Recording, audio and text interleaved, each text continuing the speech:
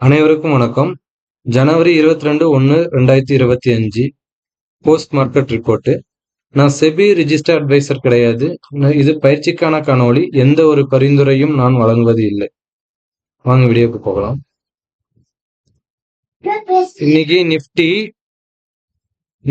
நிப்டி பாத்தீங்க அப்படின்னா, நம்ம காலையில சொல்லியிருந்தோம் ஓப்பன் ரொம்ப ரொம்ப இம்பார்ட்டன்ட் அப்படின்ட்டு.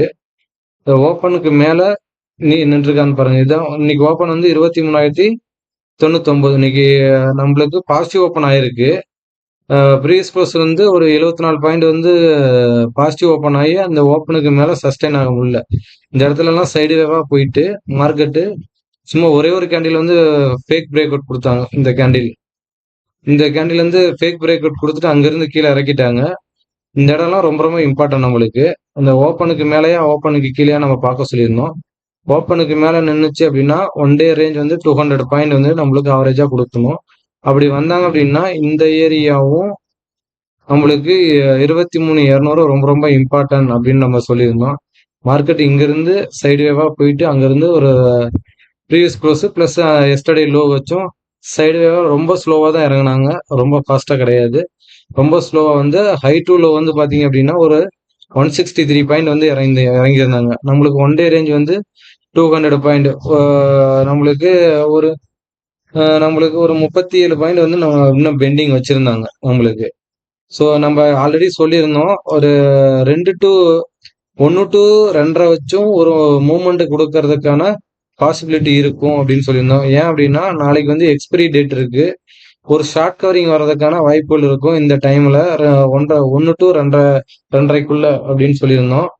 ஸோ கரெக்டா எக்ஸாக்டா நம்மளுக்கு பாருங்க இந்த இடத்துல ஒரு 2 மணிக்கு இந்த எஸ்டர்டே லோவை தொட்டொட்டி இங்க இருந்து கொஞ்ச நேரம் சைடுவே போயிட்டு அங்கிருந்து நல்ல ஒரு மூவ்மெண்ட். கால் ஆப்ஷனுக்கு வந்து நல்ல ஒரு பிரீமியம் கிடைச்சிருந்து. புட் ஆப்ஷன்லாம் நம்ம கான்செப்ட்ல படி அவனுடைய பிஇபில இருந்து செல் அடிச்சோம் அப்படின்னா அங்கிருந்து ஒரு 120 பாயிண்ட் நம்மளுக்கு செல்லிங்ல கிடைச்சிருந்தாங்க நிப்டில. பையிங்ல பாருங்க கால் ஆப்ஷனு இங்க லோ டு ஹை வந்து பாத்தீங்க அப்படின்னா ஒரு 182 பாயிண்ட் வந்து நம்மளுக்கு 113 பாயிண்ட் வந்து கொடுத்துருந்தாங்க. இது 182ல இன்னைக்கு க்ளோசிங் ஆயிருக்காங்க.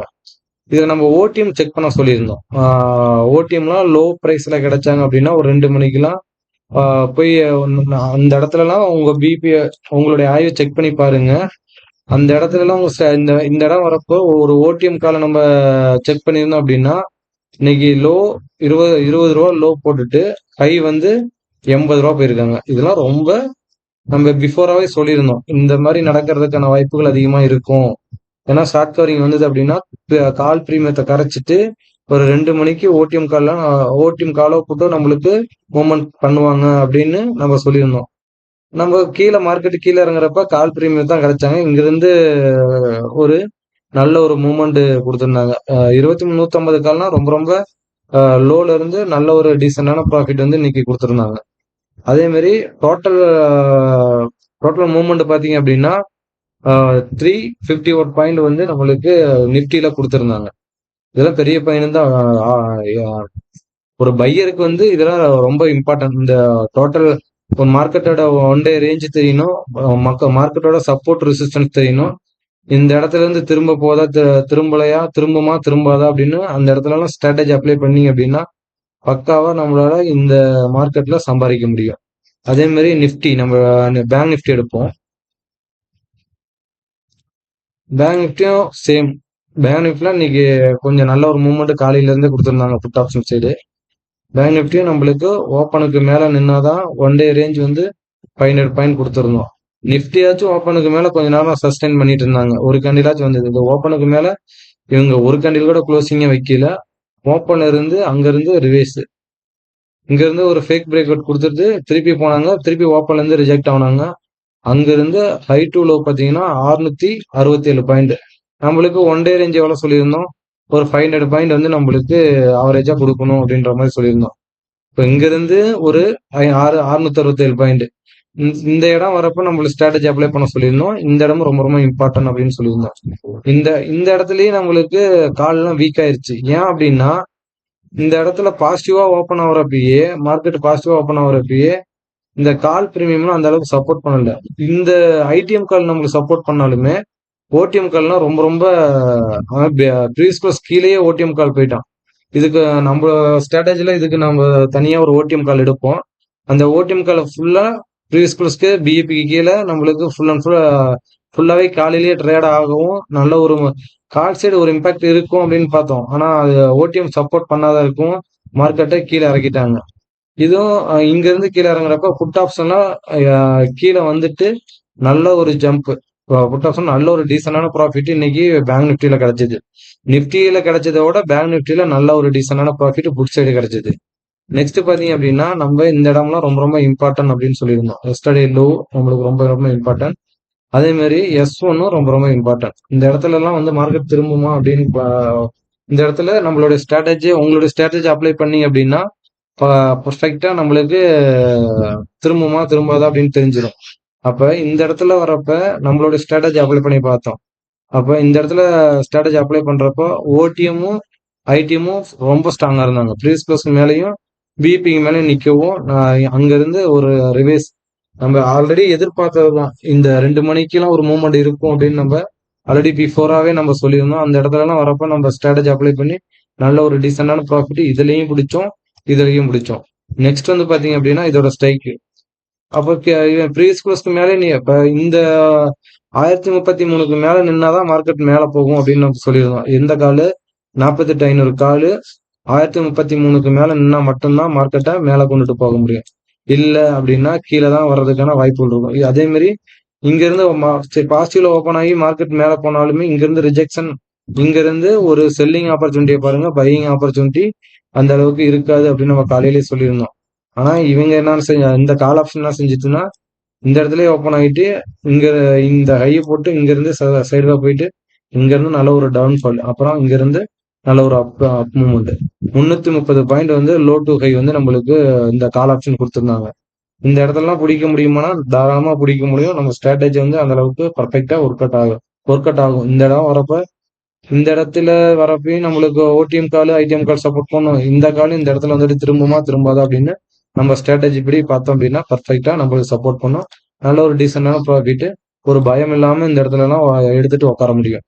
நெக்ஸ்ட் வந்து பாத்தீங்கன்னா இது பேங்க் நிஃப்டியோட டோட்டல் மூவ்மெண்ட் பாத்தீங்க அப்படின்னா 1375 பாயிண்ட். இதெல்லாம் பெரிய பாயிண்ட். ஒன் டே ரேஞ்ச் எல்லாம் இவ்வளவு பெரிய பாயிண்ட் எல்லாம் கூட நம்மளுக்கு கிடைச்சது அப்படின்னா பையரை அதிகமா யூஸ் பண்ணிக்க தெரிஞ்சுக்கணும். ஓடிஎம்ல அந்த நல்ல ஒரு ஸ்ட்ராட்டஜி இருந்தது அப்படின்னா ஓடிஎம்ல பை பண்ணாவே நல்ல ஒரு ப்ராஃபிட் கால் ஆப்ஷன் சைடு நல்லா கிடைச்சிருக்கும் இன்னைக்கு.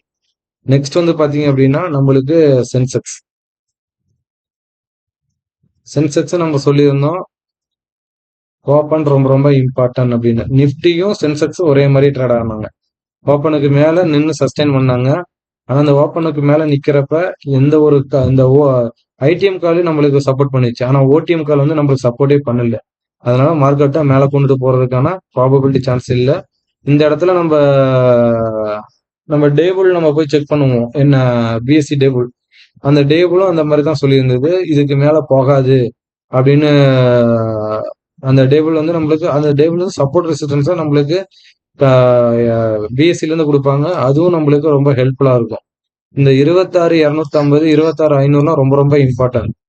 நம்மளுக்கு இன்னைக்கு ஹை வந்து பாத்தீங்கன்னா 26,250 அங்க இருந்து ஹை வச்சுட்டு அங்க இருந்து ரிவேஷ் ஆனவங்க.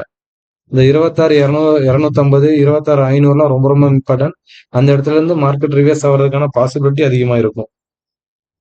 250 பாயிண்ட் 500 பாயிண்ட் 750 பாயிண்ட் இதெல்லாம் ரொம்ப ரொம்ப இம்பார்ட்டன்ட் நம்மளுக்கு. இப்போ நம்மளுக்கு என்ன சொல்லியிருந்தோம், ஒன் டே ரேஞ்ச் வந்து நம்மளுக்கு ஓப்பனுக்கு மேல நின்னாங்க அப்படின்னா ஓப்பனும் லோவும் ஒன்னா இருந்தது அப்படின்னா ஒன் டே ரேஞ்ச் வந்து 500 பாயிண்ட் நம்மளுக்கு கொடுக்கணும் அப்படின்னு சொல்லியிருந்தோம். மார்க்கெட் இதை வச்சு நம்ம போகும் அப்படின்னு எக்ஸ்பெக்ட் பண்ணோம். ஆனா போகல. இந்த ஓப்பனுக்கு மேல கொஞ்ச நேரம் சஸ்டெயின் ஆகிட்டு ஃபேக் பிரேக் அவுட் மேல கொடுத்துட்டு அங்கிருந்து கீழே இறங்கினாங்க. அப்ப இந்த ஹை டு லோ வந்து நம்மளுக்கு 500 பாயிண்ட் ஆவரேஜா கொடுக்கணும் அப்படின்னு நம்ம சொல்லியிருந்தோம். இங்க இன்னைக்கு பாருங்க 500 பாயிண்ட்டுக்கு நம்மளுக்கு 464 பாயிண்ட் வந்து ஹை டு லோ கொடுத்துருந்தாங்க. அப்புறம் லோ டு ஹை வந்து 645 பாயிண்ட். டோட்டல் ஸ்விங் பார்த்தீங்க அப்படின்னா 1109 பாயிண்ட் வந்து கிடைச்சிருக்கு நம்மளுக்கு சென்செக்ஸ்ல. இதுவும் பெரிய பாயிண்ட். பையருக்குலாம் இதெல்லாம் ரொம்ப ரொம்ப பெரிய பாயிண்ட். இதுல நம்மளுக்கு எல்லா பாயிண்ட்டுமே பிடிக்கணும்னு தேவையில்லை. ஒரு 40 டு 50 பாயிண்ட் ஆவரேஜா பிடிக்க நம்ம ஸ்ட்ராட்டஜில சக்சஸ் பண்ண முடிஞ்சது அப்படின்னா அது சூப்பரா, அதுவே போதுமானது. நம்மளுக்கு ஒன் டேக்கு 40 பாயிண்ட் அவரேஜா நம்மளுக்கு கிடைக்குது அப்படின்னா, பையிங்லயும் சரி, செல்லிங்லயும் பெரிய பாயிண்ட் நம்மளுக்கு இது போதுமானது. ஆனா போட்ட இடத்துல இருந்து போகணும். பேனிக் இல்லாம உட்காந்துருக்கணும். அந்த மாதிரி ஸ்ட்ராட்டஜி தான் வேணும் நம்மளுக்கு. இதெல்லாம் நம்ம நம்ம ஸ்ட்ராட்டஜில சப்போஸ் இது ஃபேக் பிரேக் அவுட் கொடுத்தாலும் நம்ம சாலிடா உட்காந்துருக்கலாம். ஒரு பையிங் எடுத்துட்டோம் அப்படின்னா, இப்போ கால் ஆப்ஷன் சைடு பையிங் எடுத்துட்டோம் அப்படின்னா சாலிடா உட்காந்துருக்கலாம். இதுல ஃபேக் பிரேக் அவுட் இருக்கு. கொஞ்ச நாள் வெயிட் பண்ணி நம்ம பார்த்தோம் அப்படின்னா, ஒன்னு காஸ்ட் டு காஸ்ட் வர முடியும். இல்லாட்டினா 10 டு 15 பாயிண்ட்ல நம்ம வெளியில வர முடியும். லோல எடுத்திருந்தோம் அப்படின்னா. அது அந்த மாதிரி தான் நம்மளோட ஸ்ட்ராட்டஜி இருக்கும். நல்லா நல்லா போயிட்டு இருக்கு. நம்ம கிளாஸ்லயும் லைவ் கிளாஸ்லயும் நம்ம சொல்லி கொடுத்துட்டு இருக்கிறப்ப ஸ்டூடெண்ட்ஸ்க்கும் நல்ல ஒரு அண்டர்ஸ்டாண்ட் பண்ணி நல்ல ஒரு ப்ராஃபிட்டே எடுக்க முடியும். எடுத்துட்டு இருக்காங்க. நெக்ஸ்ட் வந்து பாத்தீங்கன்னா இந்த 75,900 கால் நம்ம சொல்லியிருந்தோம். மார்க்கெட்டு ஒரு பாசிட்டிவ்ல ஓப்பன் ஆனிச்சு அப்படின்னா, மார்க்கெட் வந்து மேல ஓப்பனுக்கு மேல நின்னுச்சு அப்படின்னா ஒரு பாசிட்டிவ் மூவ்மெண்ட் கொடுக்கறதுக்கு வாய்ப்புகள் அதிகமா இருக்கும் அப்படின்ட்டு. அப்ப இந்த ஓடிஎம் ஐடிஎம் கால் சப்போர்ட் பண்ணிச்சு, ஓடிஎம் கால் சப்போர்ட் பண்ணாத இருக்கும். மார்க்கெட்டை அங்கிருந்து ரிவைஸ் பண்ணிட்டாங்க, கீழே கொண்டுட்டு வந்துட்டாங்க. இந்த ஐடிஎம் கால் என்ன செஞ்சுச்சு, இந்த ப்ரீவியஸ் க்ளோஸை விட்டு கடகடன்னு ஸ்லோவா தான் இறங்குனாங்க. அந்த அளவுக்கு பெருசா மூவ்மெண்ட் இல்லை.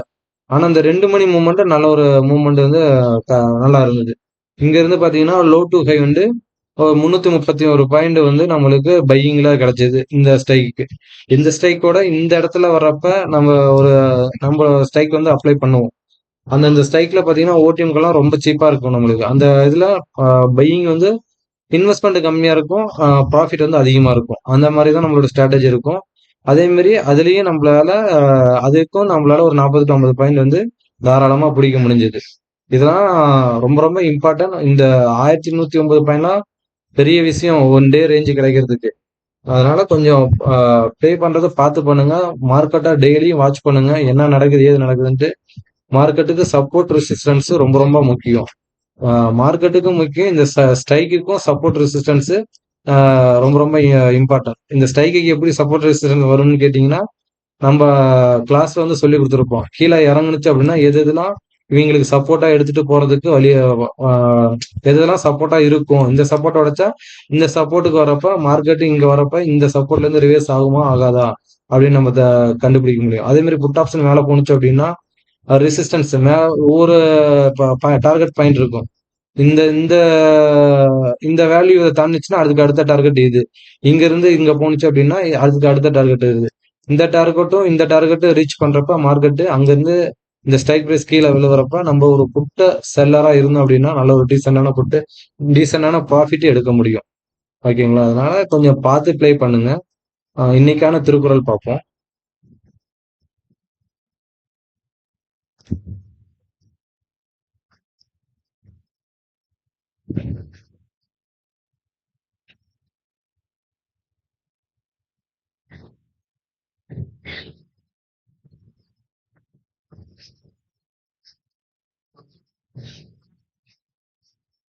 நன்றி, வணக்கம்.